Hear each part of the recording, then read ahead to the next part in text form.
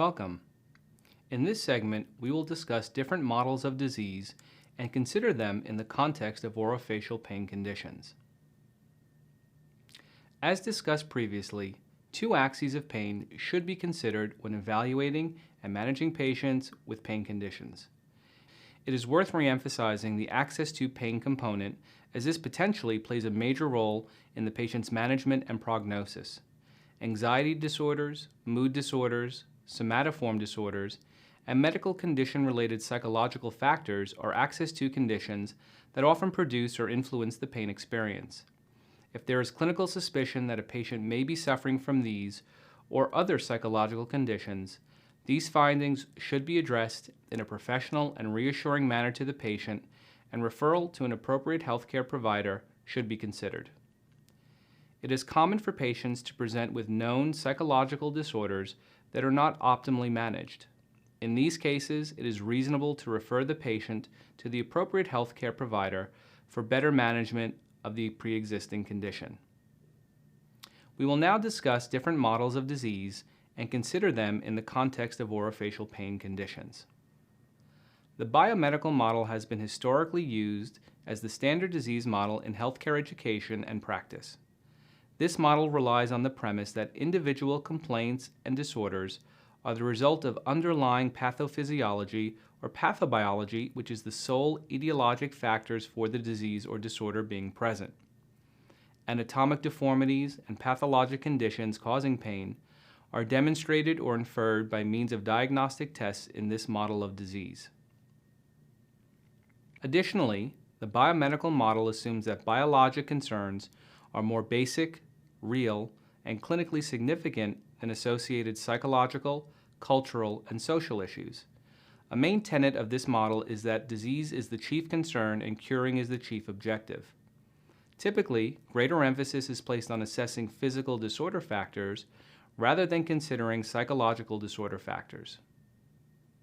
I hope you are contemplating the strengths and weaknesses of the biomedical model, particularly as it relates to addressing other variables besides physical disorders and in the context of chronic disease. Perceived limitations of the biomedical model include inadequacies in understanding the poor relationship between abnormal or even normal biological variation and the total clinical presentation of the patient. In this model, typically there is failure to identify psychological and psychosocial variables in health and disease and their dynamic interaction with pathophysiological processes. Finally, the biomedical model is focused on permanent disease cures, which may not be appropriate for many chronic conditions. Is there a better healthcare model to address both Axis 1 and Axis 2 conditions, especially as it relates to orofacial pain? An alternative to the biomedical model is the biopsychosocial, biobehavioral model, which many consider to be the more appropriate healthcare model to understand chronic disease, including orofacial pain. This model attempts to integrate both the biological or physical disorder factors and psychological and social factors in diagnosis and management of chronic conditions. This model recognizes the biological disorder in the context of illness experience, for example, personal, interpersonal, and cultural responses. This is a critical aspect to consider as many patients with chronic pain present with similar physical disorder factors but report a wide variety of symptoms related to that physical disorder.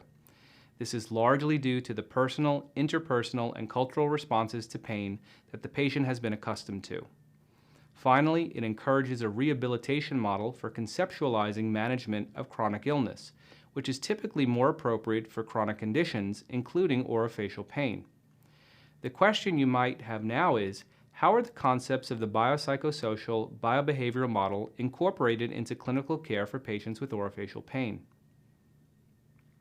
Accepting this model of disease is the first step to incorporating its concepts into a viable plan of clinical care.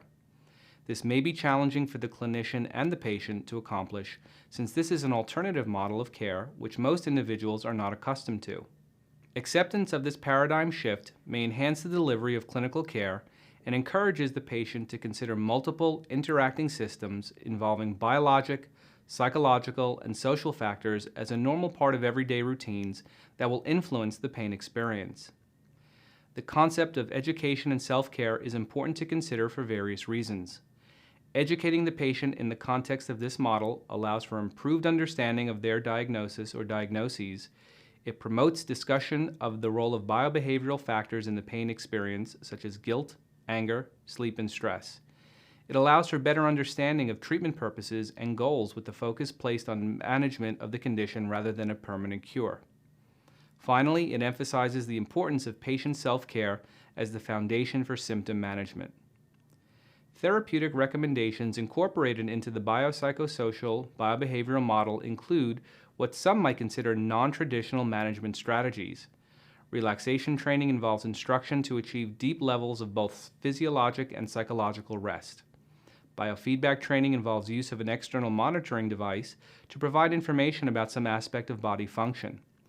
Cognitive behavioral therapy allows patients to become aware of ongoing thought processes and restructure thinking for greater adaptability and positive emotional functioning in conjunction with behavioral techniques. While some clinicians may be able to provide these services, it is common for patients to be referred to specific healthcare providers for these types of treatments. If a clinician regularly manages patients with chronic pain conditions, including orofacial pain, it may be necessary to identify specific providers of these services in the local or regional community to ensure patients have access to these therapeutic modalities if indicated. We have concluded our discussion regarding biological, psychological, and social factors that often play a critical role in the context of chronic pain conditions. We will now turn our attention to specific orofacial pain conditions that are encountered in the clinical setting.